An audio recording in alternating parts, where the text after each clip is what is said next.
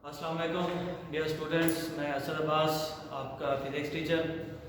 यार आज का हमारा टॉपिक है nature and properties of radiation. देखिए भाई, इससे पहले हमने डिके पढ़े हैं, तीनों रेडिएशन के अल्फा बीटा और गामा, ये तीन रेडिएशन थी हमारे पास। तो इनके डिके पढ़ने के बाद नेक्स्ट जो हमारे पास टॉपिक है वो है nature and properties of radiation. देखिए बेटे, आप ये एक शॉर्ट क्वेश्चन है कि right nature and property of radiation. अब उसमें अगर बुक में ये एग्जामिनर जो है सिंगल आपके पास पार्टिकल का पूछता है तो आप सिंगल लिखोगे, दो का पूछता है तो आप दो लिखोगे, तीनों का पूछता है तो आप फिर तीन ही लिखेंगे। देखिए भैया, सिंपल ये आता है कि right the nature and property of alpha particle. ठीक है, या इसमें आता है कि right the nature and properties of alpha and beta particle. ठीक है भाई, या फिर इसका तीनों का आता है कि right the nature and properties of alpha beta and gamma radiation या पार्टिकल। ठीक है भाई, तो आप इसमें हम स्टार्ट करते हैं कि ये जो अल्फा पार्टिकल है ये क्या है। बेसिक ये एज ए हीलियम न्यूक्लियस, ये एक हीलियम का न्यूक्लियस होता है जिसमें कंपैरिजन होता है प्रोटॉन और दो न्यूट्रॉन का with A charge of 2 electron. इसमें ये है कि एक प्रोटॉन जो है इसके अंदर हम डिस्कस दो प्रोटॉन डिस्कस करते हैं और दो ही न्यूट्रॉन डिस्कस करते हैं, लेकिन चार्ज जो है यहाँ पर दो इलेक्ट्रॉन की सूरत में होता है। और इसके बाद अनस्टेबल न्यूक्लियस होता है। अनस्टेबल न्यूक्लियस कहता है कि यहाँ पर with large proton and neutron may decay by emitting alpha radiation. देखिए भाई, ये चीज मेन है कि जो अनस्टेबल न्यूक्लियस होता है एक लार्ज प्रोटॉन के साथ और उसके अंदर न्यूट्रॉन भी काफी हैवी होता है, तो उसके अंदर पॉसिबिलिटी होती है कि ये डिके करता है, decay by emitting alpha particle. Decay से मुराद यहाँ पर ये है कि ये अल्फा पार्टिकल जो है वहां से खारिज करता है। ठीक है जी, दोबारा देख लें कि जो अल्फा आपके पास पार्टिकल है उसके अंदर अल्फा रेडिएशन हम काउंट करेंगे, ये एक हीलियम न्यूक्लियस है। ठीक है जी, इसी तरह से अगर आप बीटा की बात करते हैं तो बीटा के अंदर ये है कि beta radiation is a stream of high energy electron unstable nucleus with excess of neutron में इजेक्ट बीटा रेडिएशन।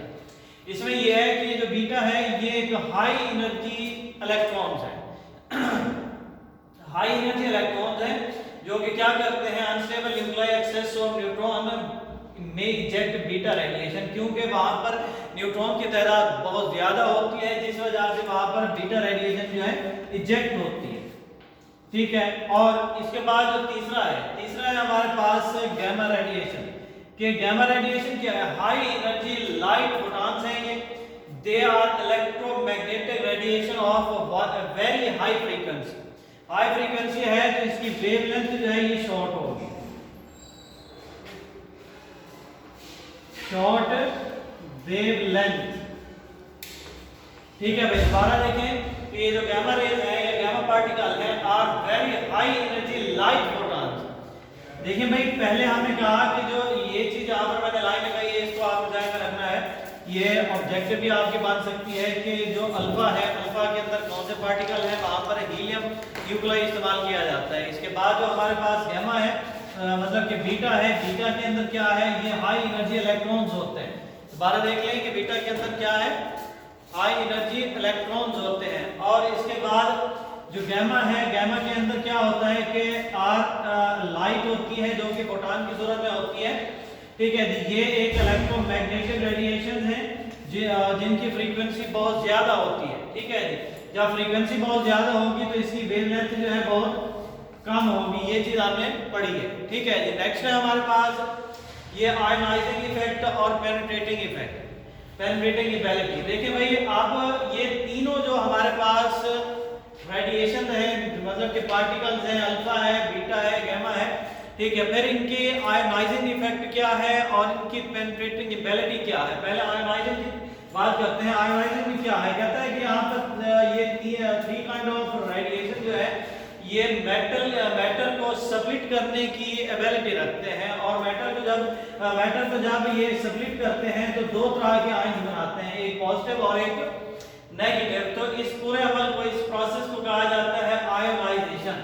ठीक है जी, अब यहाँ पर हम ये क्वेश्चन पढ़ते हैं कि आयोनाइजिंग इफेक्ट जो है कौन से पार्टिकल का ज्यादा है, अल्फा का ज्यादा है या बीटा का ज्यादा है या फिर गामा का ज्यादा है। तो इसमें हम ये देखते हैं कि तीनों जो हमारे पास रेडिएशन है ये तीनों जो है आयोनाइज करने की एबिलिटी रखती हैं, लेकिन इनके रेट जो है वो थोड़े से डिफरेंट है कि जो अल्फा पार्टिकल है, ठीक है जी, उसका जो साइज होता है मतलब कि मैस होता है वो बहुत ज्यादा हाई होता है और उसके अंदर पॉजिटिव चार्ज जो है ये बहुत ज्यादा होता है।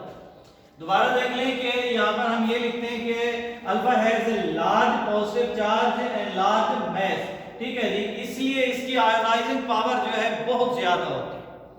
दोबारा देख लें कि जो अल्फा पार्टिकल है,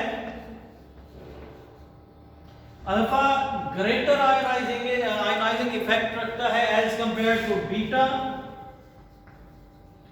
एंड गामा।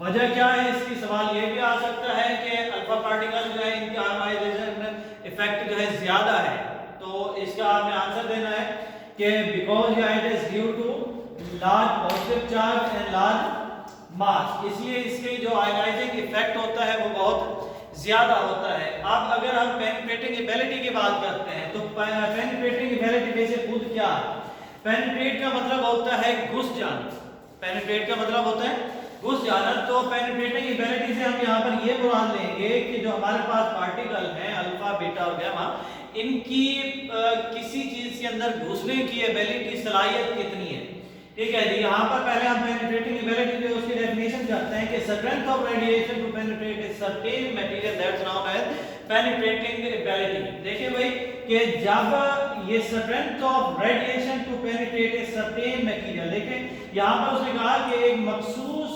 मटेरियल के अंदर जब ये रेडिएशन जो है पेनिट्रेट करती है तो उस वक्त उसकी जो ताकत होती है ये पेनिट्रेटिंग एबिलिटी कहलाती है। दोबारा देखें, strength of radiation to penetrate a certain material, के रेडिएशन की ताकत जो कि किसी एक मखसूस मीडियम के अंदर घुसती है तो इसे हम क्या कहते हैं, पेनिट्रेटिंग एबिलिटी कहते हैं। अब पेनिट्रेटिंग एबिलिटी का भी क्वेश्चन आता है, ये ऑब्जेक्टिव भी होती है आपके पास कि कौन से पार्टिकल हैं जिनकी पेनिट्रेटिंग एबिलिटी ज्यादा है, अल्फा की ज्यादा है, बीटा की ज्यादा है या फिर गामा की ज्यादा है। तो आपने देखे, आप पहले ये पढ़ चुके हैं कि अल्फा जो है ये एक ग्रेटर मास रखता है, मतलब बहुत ज्यादा मास रखता है। जब इसका मास ज्यादा है तो इट मीन कि इसका साइज भी ज्यादा होगा। जब साइज ज्यादा है तो ये किसी भी चीज के अंदर घुसने में थोड़ी सी दिक्कत पेश आती है। तो इससे मुराद ये है कि अल्फा की पेनिट्रेटिंग एबिलिटी जो है एज कंपेयर टू बीटा कम होती है, ठीक है।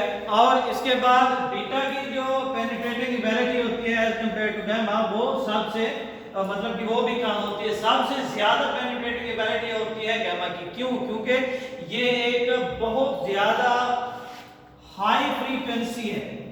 क्या है ये? हाई फ्रीक्वेंसी है। जब फ्रीक्वेंसी हाई है तो इसकी वेवलेंथ क्या है?